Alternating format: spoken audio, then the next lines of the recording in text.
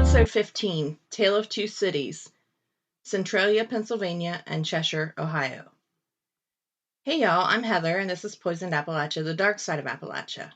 As always, thank you all for listening. Last week's episode was rough. It just goes to show you that some corporations will do anything to make a profit. Honestly, probably most corporations. Today is a tale of two cities, or a borough and a village to be precise. They already had the best of times, and unfortunately are in the worst of times. Today I wanted to cover something a little different. Two towns that no longer exist, or not in the way that they used to exist. Both demises due, each in its own way, to coal. Centralia, Pennsylvania, and Cheshire, Ohio. Let's start with Centralia. Centralia, Pennsylvania, like many towns in Appalachia, was a coal mining town. King Coal powers Appalachia and feeds and houses Appalachia. I'll be honest with you, I'm not a huge coal industry fan. However, I realized that if we didn't have coal, we wouldn't have Appalachia. They go hand in hand. King Coal rules us all. I'm sure most of you have family members who have worked in mines. My dad was a coal miner for a while. So even though I don't like it, I won't be biased towards it. Just maybe the people in charge sometimes. The Appalachian coal field occurs within the eastern United States. The mountainous landscape is formed from natural dissection of sedimentary geologic strata, with interbedded seams of coal, and serves as headwaters for multiple rivers. The region's natural ecosystems, with a primary vegetation of mostly deciduous forest, are among the non-tropical world's most biodiverse. The region's diverse forests and rich mineral resources supported economic development as settlements expanded and populations grew. Coal mining began. It began in the mid-1700s to supply commercial and residential users. Large-scale timber harvesting and coal mining stimulated railroad expansion in the mid-1800s, which improved transportation linkages to more populated areas and further increased coal demand. The American nation's industrial development increased usage of iron and steel, further expanding coal demands. Coal was essential to American electrification during the 20th century. With numerous and thick coal seams accessible by both surface and underground mines, Appalachia was the U.S.'s primary coal-producing region from the 1800s through the 1970s.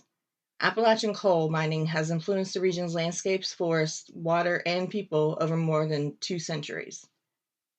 Pennsylvania has a long history of coal mining, and the state has two main types of coal, anthracite and bituminous. Anthracite, also known as hard coal, this high-carbon mineral is found in the northeastern part of the state, below the Allegheny Ridge. The first anthracite coal was discovered in the mid-18th century, and the first mine was established in 1775. Anthracite was a major contributor to the Industrial Revolution and helped the United States win World Wars I and II. Bituminous coal, also known as soft coal, this type of coal is found in western Pennsylvania, west of the Allegheny Front Escarpment, whatever that means. Pennsylvania coal mining history dates back to the 1700s, and the state's coal has been used for many purposes, including generating power, heating homes, and producing steel. As of 2020, there were still more than 40 active underground mines in Pennsylvania, along with 5,000 abandoned mines. Side note here, my mom is from Boston, Ohio, and it was an old mining town built on top of mines. So randomly, houses will just fall in sinkholes. I'm sure it's like that in old mining places everywhere. You just never know what's underneath you in coal country. But let's go back to Pennsylvania, Centralia to be specific. Centralia is in Columbia County, Pennsylvania. It's about halfway between Scranton and Allentown, but a bit to the west. It is in Appalachia. I mean, it's a coal mining town, so duh. Many of the Native American tribes in what is now Columbia County sold the land that makes up Centralia to colonial agents in 1749 for 500 pounds. In 1770, during the construction of the Reading Road, which stretched from Reading to Fort Augusta, which is present-day Sunbury, settlers surveyed and explored the land. A large portion of the Reading Road was developed later as Route 61, the main highway east into and south out of Centralia. That highway still runs through the town today, or what was the town. In 1842, Centralia's land was bought by the Locust Mountain Coal Company, and Coal and Iron Company, as they heard there was a lot of anthracite coal in the area. Alexander Ray, a mining engineer, moved his family in and began planning a village, laying out streets and lots of development. The Mine Run Railroad was built in 1854 to transport coal out of the valley. Centralia was incorporated as a borough in 1866. Its principal employer was the anthracite coal industry. Alexander Ray, the town's founder, was murdered in his buggy by members of the Molly Maguires on October 17, 1868, during a trip between Centralia and Mount Carmel. 3 men were eventually convicted of his death and were hanged in the county seat of Bloomsburg on March 25, 1878. Several other murders and incidents of arson took place during the violence, as Centralia was a hotbed of Molly Maguire's activity during the 1860s to organize a mine workers' union and to improve wages and working conditions. A legend among locals in Centralia tells that Father Daniel Ignatius McDermott, the first Roman Catholic priest to call Centralia home, cursed the land in retaliation for being assaulted by 3 members of the Maguires in 1869. McDermott said that there would be one day when St. Ignatius Roman Catholic Church would be the only structure remaining in Centralia. Kind of sounds like a curse that might have worked, because it is the only structure remaining in Centralia. According to numbers of federal census records, the town of Centralia reached its maximum population of 2,761 in 1890. At its peak, the town had 7 churches, 5 hotels, 27 saloons, 2 theaters, a bank, a post office, and 14 general and grocery stores. As mines ran out of coal, the population slowly began to decline. Due to lack of jobs when the U.S. entered the World War I, men left Centralia for the war. Then the Spanish influenza hit and killed off 10% of the population. So it definitely took a big hit in population in the early part of the 20th century. Then the area took a huge hit in 1929 because the Lehigh Valley Coal Company closed 5 of its Centralia mines. Bootleg miners continued mining in several idle mines using techniques such as what was called pillar robbing, where miners would extract coal from coal pillars left in mines to support their roofs. This caused the collapse of many idle mines, further complicating the prevention of the mine fire in 1962. Efforts to seal off the abandoned mines ran into the collapsed areas. In 1950, Centralia Council acquired the rights to an anthracite coal beneath Centralia through a state law passed in 1949 that enabled the transaction. That year, the federal census counted as 1,986 residents in Centralia. Coal mining continued in Centralia until the 1960s, when most of the companies shut down. Bootleg mining continued until 1982, and strip and open pit mining are still active in the area. An underground mine about 3 miles to the west employs about 40 people. By 1980, it had 1,012 residents. Another 500 or 600 lived nearby. All of that basically is the story. Dozens of coal mining towns. Big boom, everyone moves in. Coal dries up, everyone moves out. It's sad, but that's kind of the way of life with coal mining all over Appalachia. But there's something different about Centralia, Pennsylvania. The town has been burning for decades.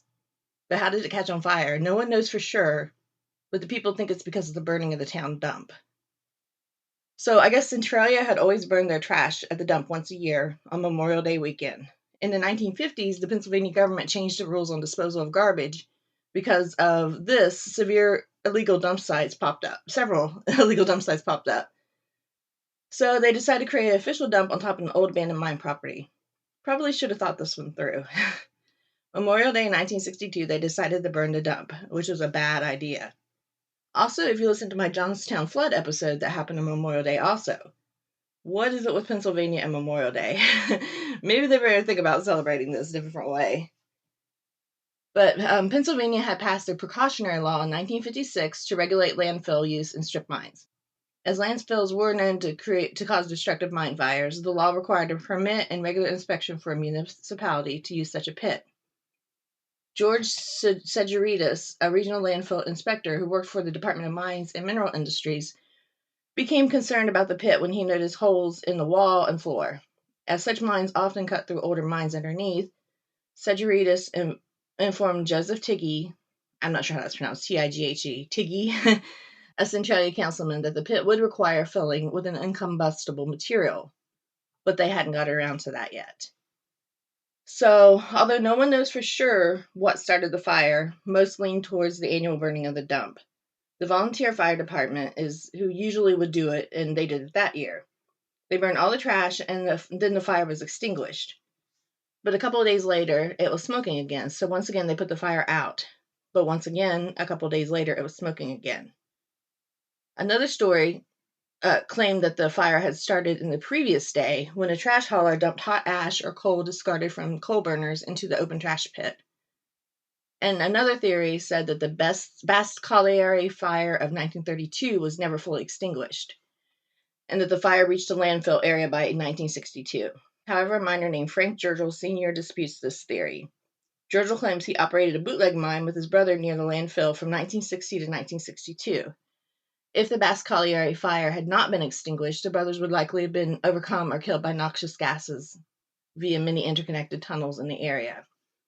Either way, the fire kept reigniting and they couldn't put it out.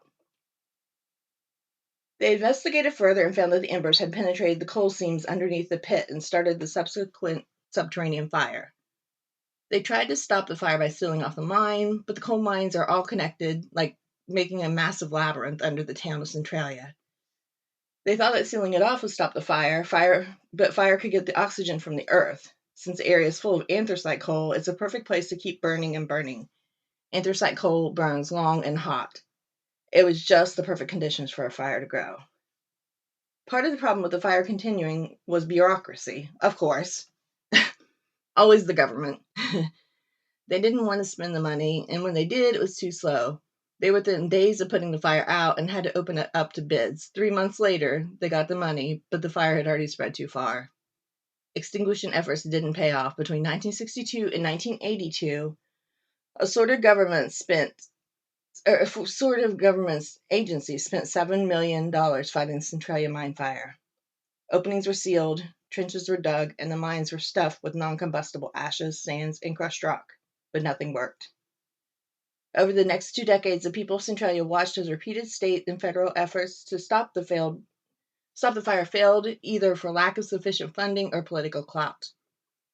In 1979, after one particular ill-conceived engineering project, the fire broke through the underground barrier installed in earlier years and moved under the town itself, sending dangerous gases into one home and after another and causing the ground to collapse. In 1983, it broke the barrier that kept it out of town, which I was just talking about. I guess that one says 1979. I'm not sure when it broke the barrier. But at that point, the main road was directly over the fire. Fog and steam would cover the road, and people couldn't see where they were going. The roadway buckled and became impassable. The smoke was found to contain unsafe carbon monoxide levels, raising safety concerns among Centralia residents. A lot of people were getting sick, but they weren't like deathly sick, so they just kind of stayed there. Then an 11-year-old fell into a sinkhole created by the fire. He was rescued, but it was such a shocking incident that they had to do something about the town.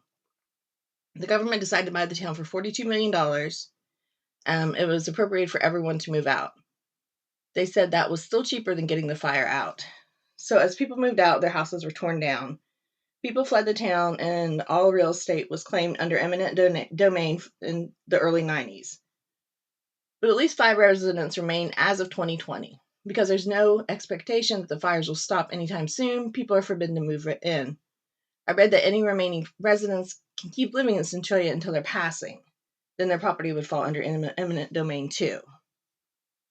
I watched 2 different videos saying 2 different things, and neither of these could I find in writing, so I'm not really sure what the story is.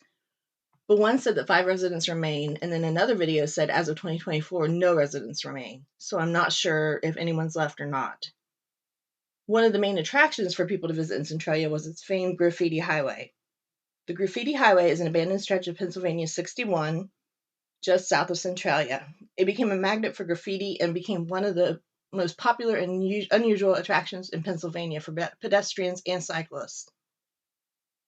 However, this is no longer the case, as during the COVID-19 pandemic, in April 2020, it was covered up with truckloads of soil. Locals are complaining about the unwanted visitors and the more unwanted graffiti everywhere, including some of the cemeteries and other places, because people suck and can't let good things be nice. which drives me crazy. Like, why would you even want to graffiti other places? It's just ridiculous. But that's just me. The fire is still burning and will probably remain burning for more than 100 years from now.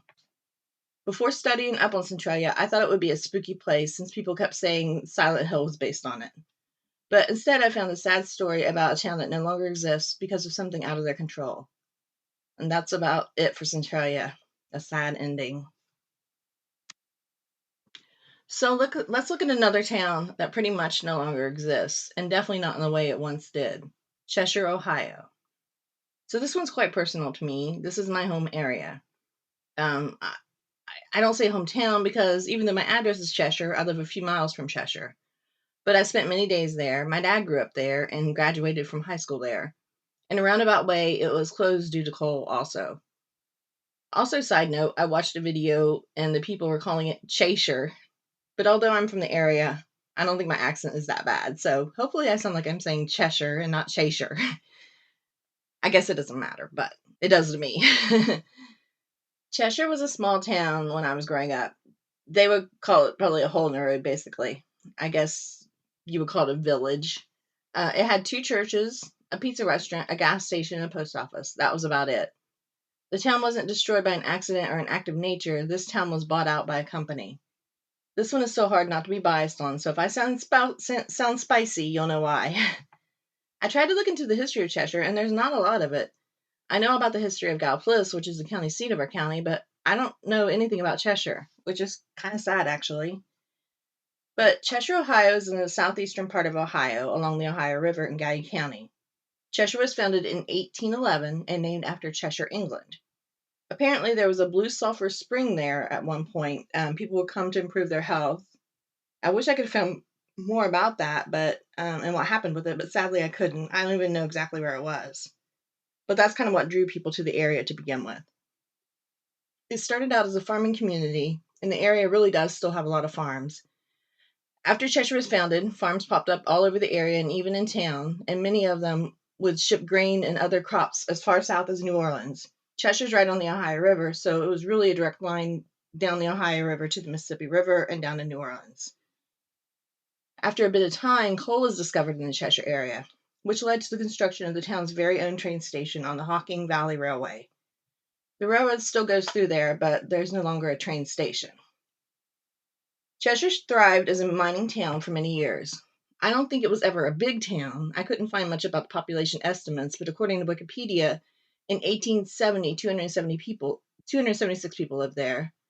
And the biggest population on the census was in the 1960s at 369. So it's always been on the small side, but it was a tight-knit community all through its existence.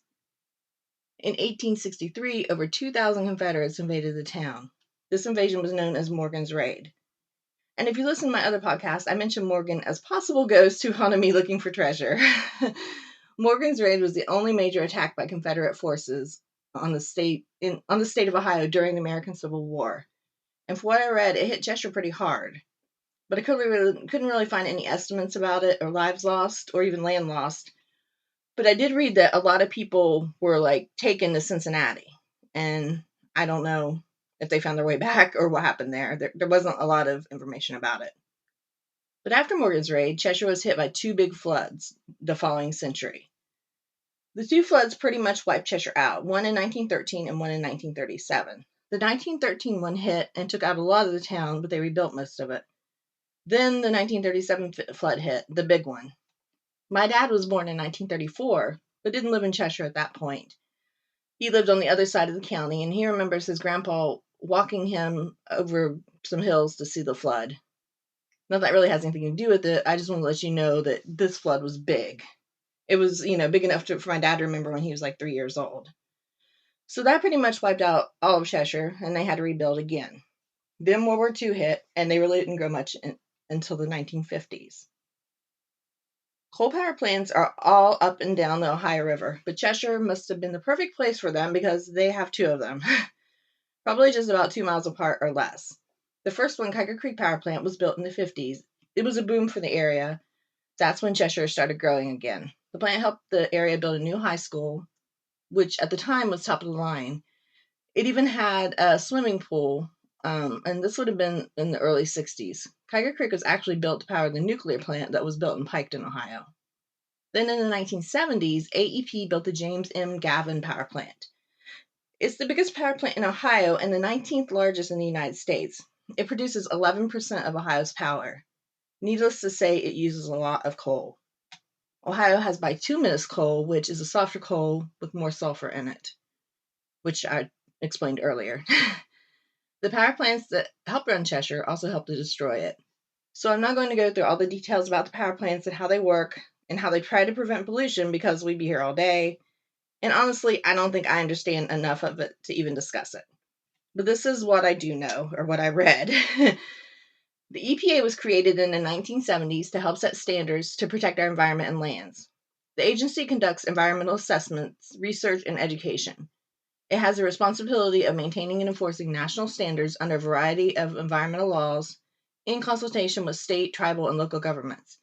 EPA enforcement powers include fines, sanctions, and other measures. So the EPA slowly started cracking down on the pollution caused by power plants. In the 1980s, protesting the pollution put out by the plants, a member of Greenpeace pretending to be a painter made it to the top of one of the smokestacks and parachuted off of it. I actually remember this happening as a kid. I was in school at the time, though, so of course I didn't see it happen. But I remember we talked about it at recess, not understanding why someone would do that and how crazy they must be. It was like a big point of conversation for a while.